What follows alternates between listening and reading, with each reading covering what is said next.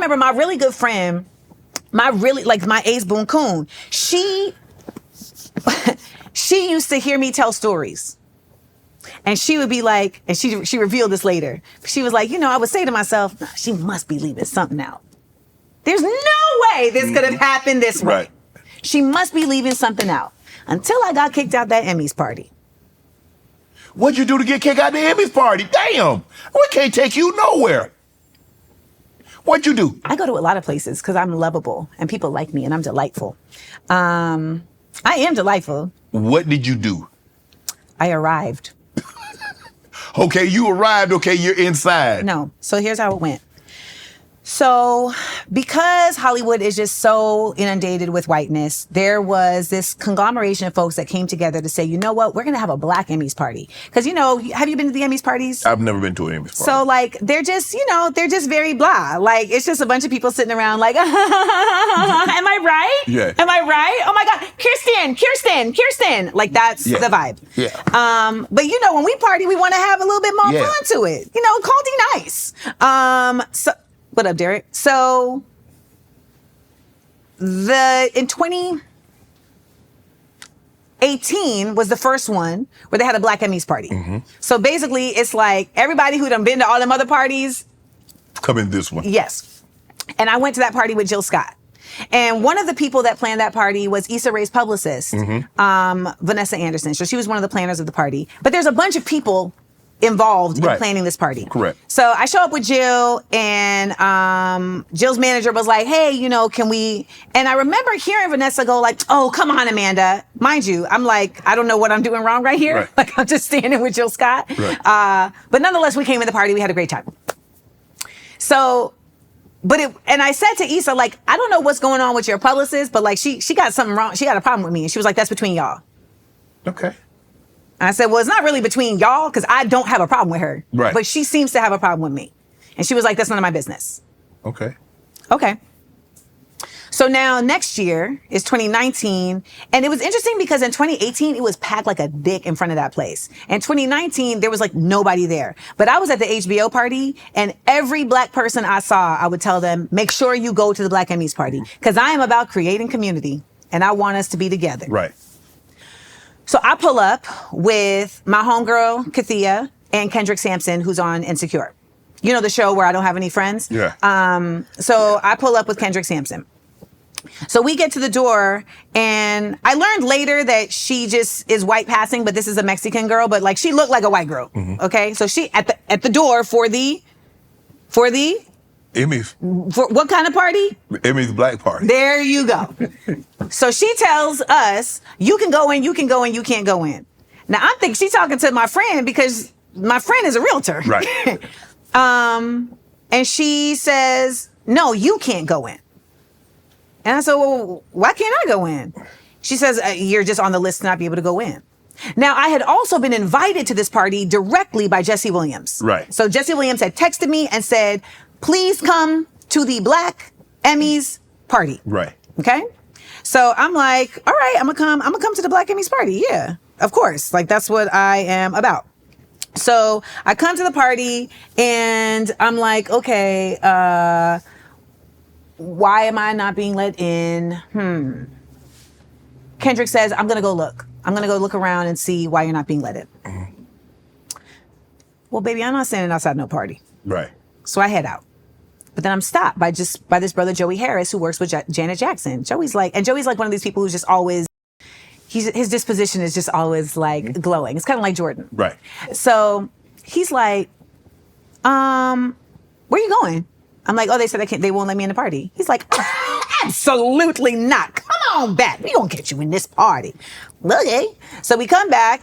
And so this is an example of someone trying to protect and look out, right? So he brings me back and he's like, why are you not letting her in the party? By the way, at this time, I'm hosting Bring the Funny on NBC. Right.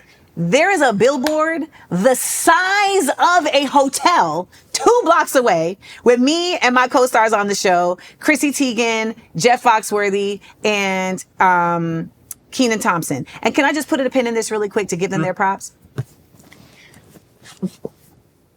I had a real hard time on Insecure, and I'll get to that, but being on this show was so affirming because everyone there was so just happy to be happy. And I hadn't experienced that on that set. Like from the showrunner to the writers to my stage manager, Roger, to my co-stars, like I just got to be myself. Right. And it really let me know it's not you, it's the environment. And I don't get to talk enough about like the positive shit because people are always so attracted to the negative. Yeah. But I remember day one, Chrissy Teigen, we had to do rehearsals for the first day and they had me in these stilettos, Shannon. Oh my God. Like I would have had to go in the whirlpool. Yes, the feet were crying. And I had an injury from these fucking stilettos. And the next day, Chrissy Teigen brought a foot massage from Sharper Image and left it in my dressing room for the duration of the shoot. Like that's the kind of people, you know, just generous for no reason, right? And we just had a blast. We had such a good time. And I remember Jeff Foxworthy one time, they wanted us to do this ad where we had to pass around a drink. And I don't drink, so it's like, I don't mind drinks being around, but like me pretending like I drink ain't my jive. Right. So I was like, I just don't feel comfortable doing this. Now it becomes a thing. This is how I get labeled difficult. Because we didn't get any prep for this, but you need to go along with whatever they give you. Didn't you know that? Whatever they give you, you're supposed to do. No. Well, when you're a woman, it's even more, shh, quit stirring up trouble. So Jeff Foxworthy saw shit going left and he stepped in and he said, yeah, I don't feel comfortable with it either. Wow. He used his fame, his white manness, you know, he used his disposition to just take the heat off me. He said, I got you. To this day, I really want to do a show with Jeff Foxworthy. We would just like fish and talk shit. Like that's a goal I want to do. Let me know if you want to produce it. You ever been fishing?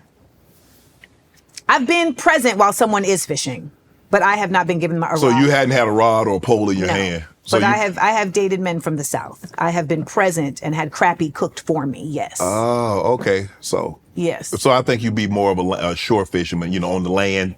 I can't be in the boat? Lord, I'm generally asking. Yeah, but I'm saying we go baby step. We go baby step. Yeah, it's harder in the boat than on the land. Yeah, probably so. Really? Because you're not as now. It all depends. I thought there were more fish in the center. There are more fish. Yeah, but when they go way out there, they're normally fishing for a particular type of fish. Like when you're on the shore, you fish for anything to bite: catfish, crappie, you know, perch, bass. But normally when you go out, you fish for, you know, maybe you're trying to catch tuna, you caught branzino, something like that. Tuna. Snapper? Yes. Okay. I'm into it. You know about fish, you just never actually had a rod in your hand and like brought it in. So I am, I hyperfixate. So I know a lot about a lot of things because I become immersed. Yes. So like I'm a scuba diver, so I know a lot about fish. And then at one point it was like, I'm gonna learn everything I know about dogs. And now I'm gonna learn everything I need to know about Game of Thrones. I'm gonna learn everything I need to know about, you know, NCAA football. Like, I mean, like, but I do know a lot about fish. So you say you because I'm in the middle of a story and sometimes I veer off, but I always come back. Because I want to make sure we get to your insecure role. So I just wanted to shout that out because Bring the Funny was a beautiful experience and it was super duper dope. So when we're here and Joey Harris is trying to get me in this party, the white girl says again, the white passing girl says again, yeah, no, she can't come to the party. So Joey's like, let me go inside and figure out what's going on. Again, I'm not about to stand out here. Right. So I start to walk away again, and now Elijah Kelly comes out. He's like, hey, where you going? I said, they not trying to let me in this party that I was invited to. Right. By Jesse Williams. Did you attempt to call Jesse? Did I attempt to call Jesse? I texted him. Okay. But he's in a party. Right. You know, so I texted him. So then Elijah is like, well, I'm one of the planners of the party. So they can't stop they can't stop me from bringing you in. Right. So he starts to bring me in and homegirl grabs my arm. But I remember when I told you I've been a New Yorker since I was 12? Uh-oh. I had to shake that off. Yeah. Lose me. Yeah. Crazy. So we go in the party and I go and sit down. No, sorry. I go in the party, I go by the bar. My homegirl goes to the bathroom. I'm standing by the bar and a security guard approaches me. Uh-oh. A security guard your size approaches me. and says, hey, I'm going to have to ask you to leave. And I said, well, why do I need to leave? And he said, because you're being asked to leave. I said, well, who's asking me to leave? He said, well, let me go find out.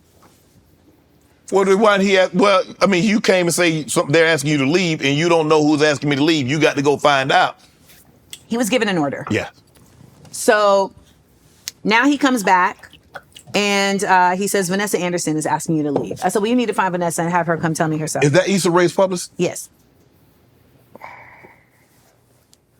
I said, well, you need to have Vanessa come and find me and tell me herself. So he then leaves again and comes back with 3 other men.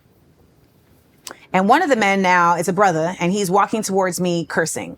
So he's literally walking towards me saying, you need to get the out of here. You need to leave. And I'm like, mind you, I'm dressed down, honey, okay? And he's like, you need to leave. Now, Kathia was in the bathroom. She's now just come up. And I'm looking around, and I can see people seeing the ruckus, right? So I'm like, why do I have to leave? Because we said so. So there's like violent energy and language coming towards me, right? I ain't no sucker, okay? But I'm also not stupid. I can't fight for men. Right. So, like, I mean, right. So the first one, who was kind, he had come up right here, but then the other 3 were right here. So I have to realize I've lost this fight. So I pivot to leave, but I pivot really fast because I'm going to still say my mother piece. So when I pivot and I say, I pivot to go, you, I guess they thought I was about to do something. So the white guy steps in between me and the brother and chest bumps me and throws me back. Right.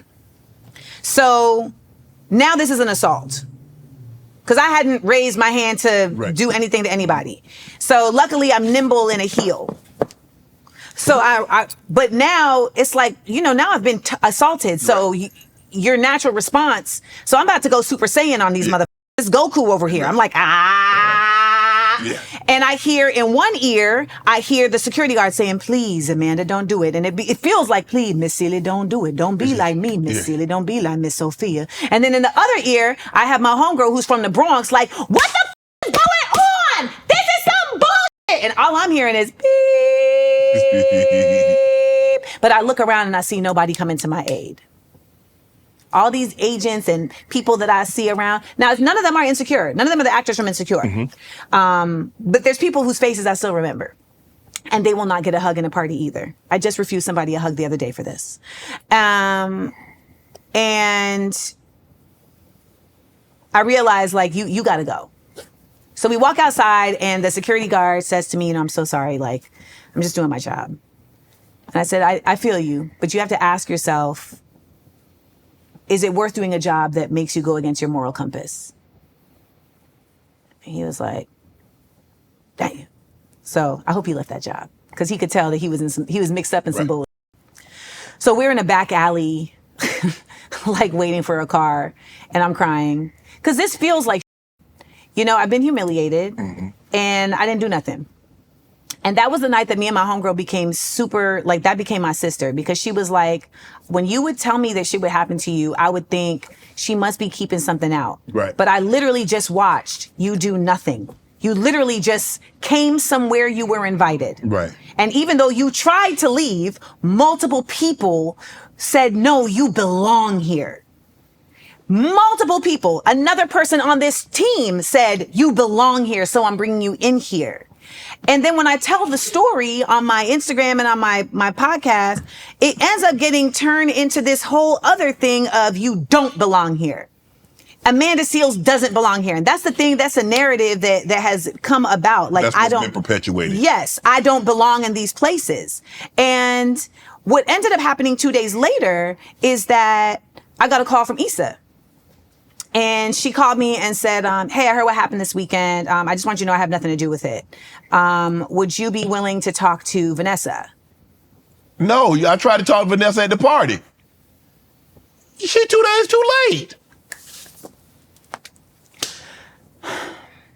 So I've never talked about this publicly. Because it has always been incredibly important to me to protect Issa. Because I know that Issa is doing something within this business that so few people get to do. And it's not something I desire to do. Like, I'm not interested in getting a $100 million production deal. Like, that's not a life that I want for myself. But I know that her role is very important. And so I've always protected Issa.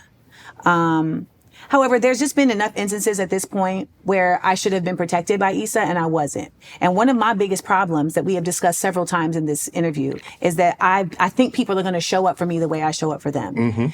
And now it's at a point where my protecting of Issa has become turned on to me and something that people are using against me. There's a whole narrative that is completely false that people keep spinning. They keep saying, that I'm this mean girl on this set, that I harmed these people on this set. I just want to point out something very basic. How can I be a mean girl on a set that ain't my set? How? It's your show. You are my boss. I don't even have the capacity to be the mean girl here. Right. Because you can fire me. So there's no way for me to be a mean girl in this situation. And I know some people that may buck up against like the confirmation bias that they've created, but it simply is the truth.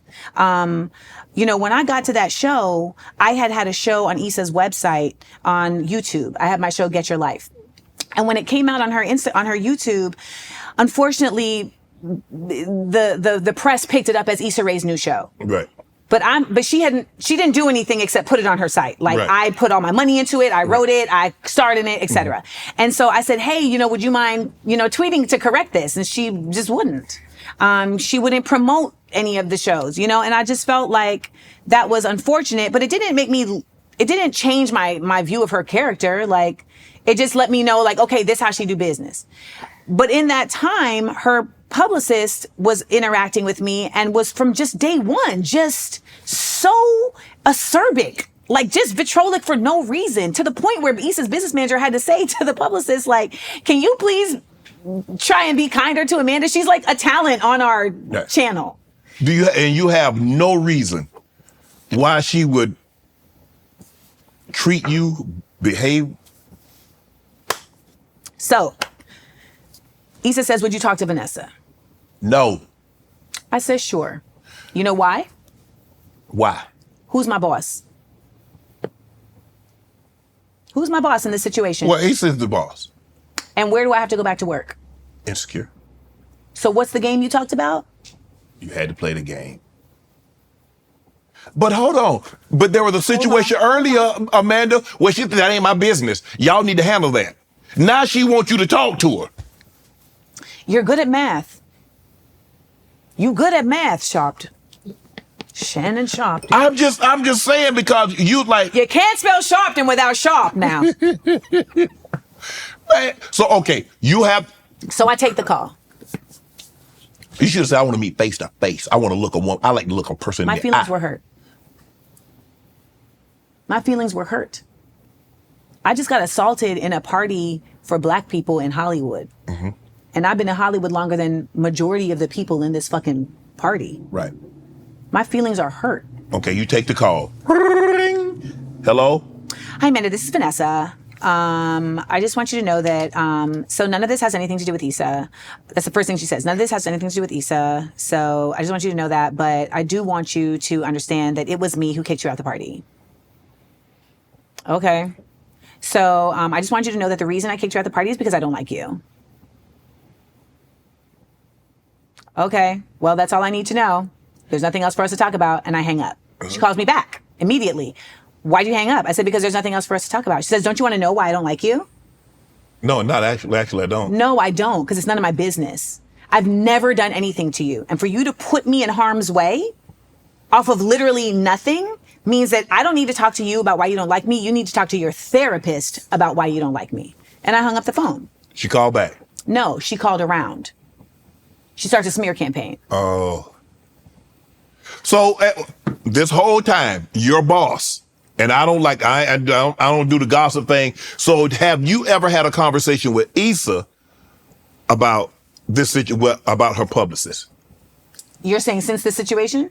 At any point. Well, I had that one time where I said to you. Yeah, and she said, well, that y'all need to work that out. That ain't got nothing to do with me. So now after this conversation with the publicist, and I get off the phone, I start getting word that she is going around to the different publications and different people, because it starts coming back to me. Mm-hmm. And she's going around saying that I was in danger of getting fired from Insecure, which honestly, I don't even know if that was true or not, but that had never been brought to my attention. She starts going around saying that I got in a fight at the party. She starts going around saying that I peed on the floor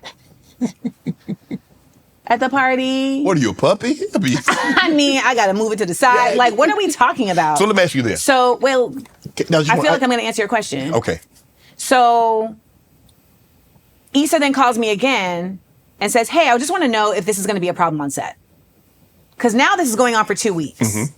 And this going viral, earlier in the conversation, you were like, why do you care if people who don't know you, mm-hmm. like, are saying mean things about you? And it's like, I wish I had that. And I'm at a point in my life where I'm there. No. But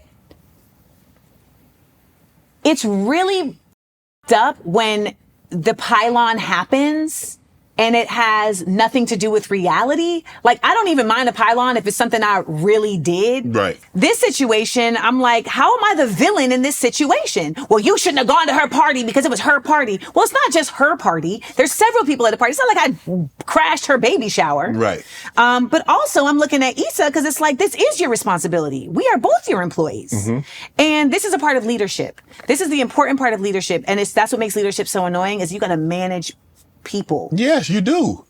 And personalities. And yes. It's a very difficult task. But it is par for the course. Yes, but that's why you got the 100 million or whatever you got, is to manage your employees. So I said, listen, I am not saying that it's going to be a problem on set, but I do think it is a problem that you don't feel that you need to step in. And she was like, well, then we just have a difference in opinion. Like, this is between y'all. This is between y'all. Well, if it was between us, why'd you intervene and say that she wanted to call her, I needed to talk to her, if you felt it was just between us? Because you interjected yourself into that. If it's between two people, I shouldn't have interference from someone else to say we need to get together. The two people, either she reaches out to me or I reach out to her. I don't need you to intervene.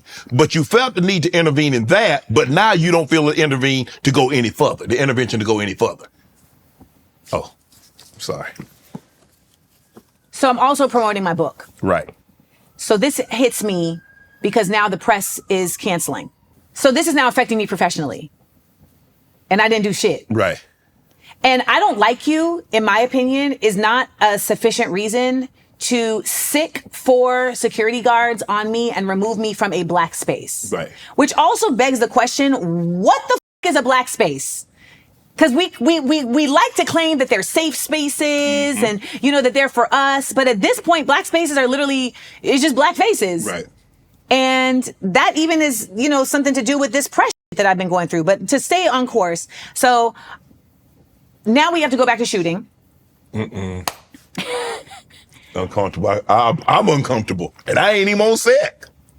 And nobody's saying nothing to me.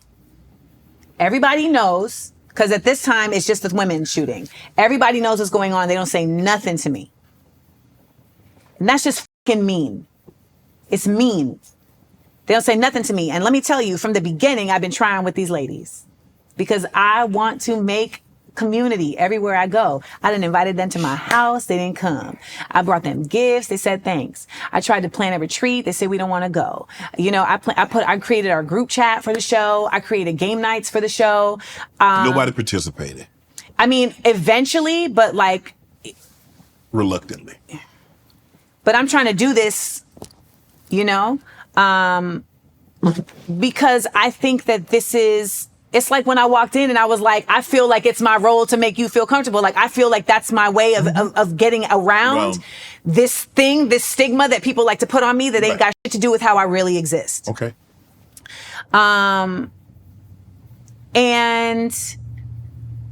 in this situation now, I'm publicly now being like excoriated. You got this earthworm Jim looking nigga, Sarunas, out here talking about, well, no one likes you, so that's why you weren't invited. What's hilarious about that is that we were only in 2 scenes together. So this is not somebody that really knows me. But you know what the other thing is, Shannon Sharpe? What happened? This is a brother who ended up having a child with someone on the show. And when he had the child, there was rumors that were going around that he was not claiming the child. Mm-hmm. And so these people had started talking about it. Mm-hmm. But the people that are talking about ain't my people. I'm not involved in it, but I hear it because we on set. Right. And then he come around and it's, hey, I don't like that. Mm. I don't like that. It's not honest. So even though that's not my boy, I pull him to the side. I say, Pete, people out here are talking about you behind your back about this situation. The streets talking. And I said, listen, this is a small business. So at the end of the day, if you are this child's father, I think you should exclaim it to the rooftops. If you are not, if you are and you don't want to claim this child, I would like for you to just consider rethinking that. Because as somebody with a father that did not show up for me, I really feel like she would really benefit from having a father in her life. Mm-hmm. And he was like, well, why ain't nobody coming to me? I said, I'm literally coming to you right now. And you ain't even my people's. Right. But I don't think it's fair that you're being talked about behind your back by people that you think are your people's. Mm-hmm. He said, well, thank you for that. That's the same nigga that fixed his mouth to jump on the bandwagon of We Hate Amanda. Because it was a bandwagon. And he wanted to be seen. He thought maybe he was going to get an extra, right. He thought he was going to get an extra scene or something. So now we're on set and I finally say to Issa, so are we just not going to talk about this? Because it's now going on for 3 weeks and my mental health is suffering. Okay. Mm-mm. And it was a tough time. And she's like, well, what do you want to talk about? And I said, listen, this was a terrible experience. Right. This was terrible. I literally cried face to face with her, this is terrible. And she's like, this is the first time she finally says well, I'm sorry that happened to you. It took 3 conversations. Mm-hmm. And I said, well, I'd like to talk to you further because I need you to speak to Vanessa. She is trying to ruin my career. She's like, I don't think so. She's trying to ruin my, so I bring her into the room, I bring her into my trailer, and I had to do another 48 Laws of Power. I sat her on a higher plane than myself so that she can feel as the queen. And in this setting, she is the queen. Right. And I say, I don't need nothing from you. So I don't have a reason to lie to you. But the people that work for you, in close quarters, whose names are really attached to you, they will lie to you. And I had to convince her that this is really happening. I'm not making this up. And even if it turns out to be not happening, I still need you to speak to her to deduce what is or isn't. Right. So then she finally went and spoke to her. But the damage is done, right? Because now you see how every few years this becomes a thing. And it was started from a lie. Right. It was started from a lie. And it's not about convincing people because I don't need to convince nobody of nothing. But I just don't ever feel comfortable with people forming opinions not based on truth. Want to join Club Shay Shay? Become an official member by hitting that subscribe button, where you never know who's going to be joining us for drinks and conversation. Don't be late to the party because we like to do something before 2 something.